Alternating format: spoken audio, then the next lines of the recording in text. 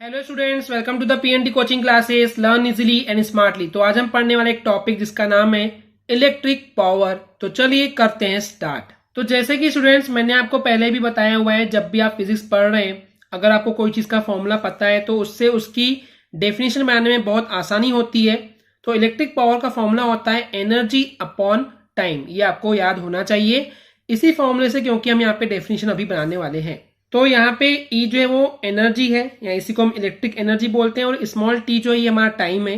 तो वही लिखा है कि electric energy consume per unit time, यानी कि एक इलेक्ट्रिक सर्किट में जितने टाइम तक इलेक्ट्रिक एनर्जी कंज्यूम होती है उसी को हम बोलते हैं इलेक्ट्रिक पावर।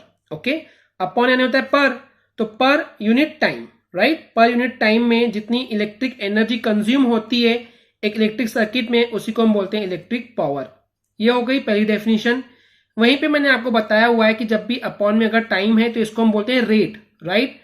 तो रेट जिस पर इलेक्ट्रिक एनर्जी कंज्यूम हो रही है, यानी कि जिस रेट पे, जिस स्पीड से इलेक्ट्रिक एनर्जी कंज्यूम हो रही है, या कंज्यूम को हम बोलते हैं डिसिपेट हो रही है, उसको हम बोलते हैं इलेक्ट्रिक पावर। तो ये थी डेफिनेशन इलेक्ट्रिक पावर की। अब मैं आपको बताना चाहूंगा स्टूडेंट्स कि इलेक्ट्रिक पावर का सिर्फ एक ही फॉर्मूला नहीं है, हालांकि ये बेसिक और मेन फॉर्मूला है, लेकिन इसके अलावा भी 3 और फॉर्मूले होते हैं। ओवरऑल जैसे हमने हीट के 4 फॉर्मूले देखे थे, ऐसे ही इलेक्ट्रिक पावर के 4 फॉर्मूले होते हैं। चलिए वन बाय वन उनको देखते हैं। तो हीटिंग इफेक्ट वाली वीडियो में हमने देखे थे कि जो हीट का फॉर्मूला होता है वो होता है VIT। V मतलब पोटेंशियल डिफरेंस, I यानी कि इलेक्ट्रिक करंट, और स्मॉल t यानी कि टाइम। और जो हीट है वही एक एनर्जी का फॉर्म है, तो एनर्जी की जगह पे हम हीटिंग का फॉर्मूला लिख सकते हैं। इसको भी हमने हीट वाले फॉर्मूले में हमने आपको एक्सप्लेन किए थे कि एनर्जी और हीट एक ही होती है। तो इस E की जगह हम VIT लिखेंगे, तो ये हो गया VIT, E की जगह आ गया, और स्मॉल t पहले से था, T से T कैंसिल आउट हो जाएगा, तो P is equal to VI, यानी कि इलेक्ट्रिक पावर का दूसरा फॉर्मूला हो गया electric power is equal to potential difference multiply by electric current. तो ये भी फॉर्मूला बहुत ज्यादा IMP है, न्यूमेरिकल क्वेश्चन में बहुत ज्यादा यूज होते हैं। चलिए बढ़ते हैं तीसरे फॉर्मूले की तरफ।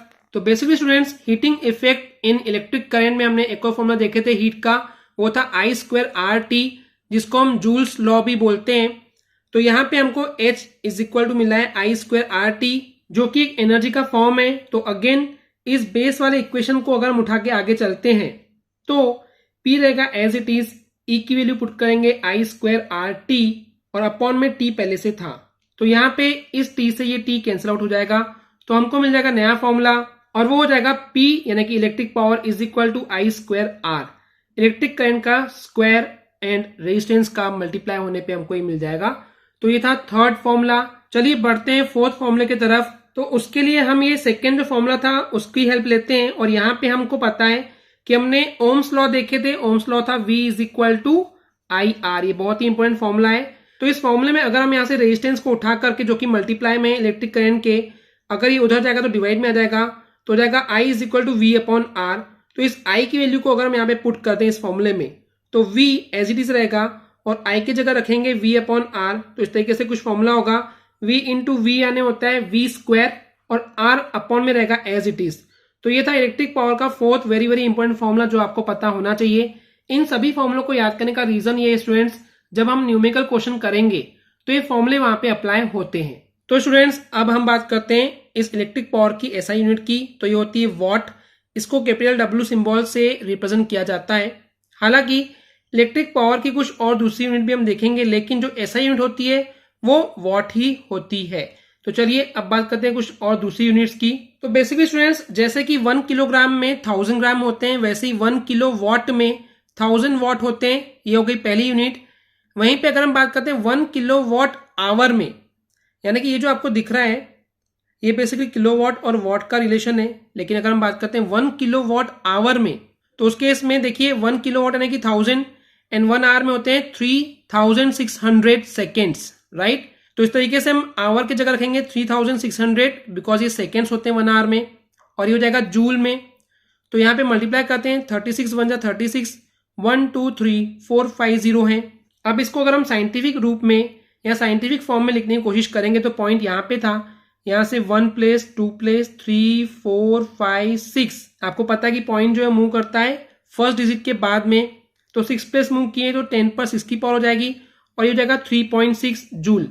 तो तो ये फॉर्मूला आपको याद होना चाहिए कि 1 किलोवाट आवर में 3.6 मल्टीप्लाई बाय 10⁻⁶ जूल होते हैं, क्योंकि इस क्वेश्चन को कई बार हमने देखे हैं कि बोर्ड वाले ब्लैंक में या ऑब्जेक्टिव में देते हैं, तो इसलिए आपको ये वैल्यू याद होनी चाहिए।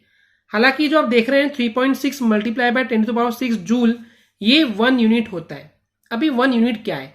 आपके पास आपके घर में जो इलेक्ट्रिसिटी का बिल आता है उसमें आपने देखे होंगे, उसमें लिखा होता है कि आपने इतने यूनिट कंज्यूम किए हैं और उस यूनिट के हिसाब से फिर आपकी बिलिंग होती है, आपको बिल भेजा जाता है कि कैसे और कितना आपको पे करना है। तो इस तरीके से 1 यूनिट मतलब कि 3.6 मल्टीप्लाई बाय 10⁻⁶ जूल, तो ये आपको पता होना चाहिए। और एक जो लास्ट यूनिट है वो है 1 हॉर्स पावर। तो 1 हॉर्स पावर में 746 वॉट्स होते हैं। अभी हॉर्स पावर आपने कहाँ सुने होंगे? अभी से अगर कुछ समय पहले की बात करते हैं तो जो व्हीकल्स होते हैं उनके इंजिन पहले सीसी में काउंट होते थे। अब आपने ये भी सुने होंगे कि जो इंजिन होते हैं उन व्हीकल में लगे हुए उनको हॉर्स पावर में काउंट करते हैं, यानी कि उसकी कैपेसिटी जो है 1 हॉर्स पावर का मतलब होता है 746 वॉट्स। ओके स्टूडेंट्स, क्लियर है? आई होप स्टूडेंट्स आपको क्लियर हो गया होगा। अगर आपको हमारी वीडियो से कुछ भी सीखने मिला या नॉलेज मिला तो प्लीज हमारे चैनल को सब्सक्राइब कीजिए एंड वीडियो को लाइक जरूर करें। आज के लिए इतना ही, थैंक यू।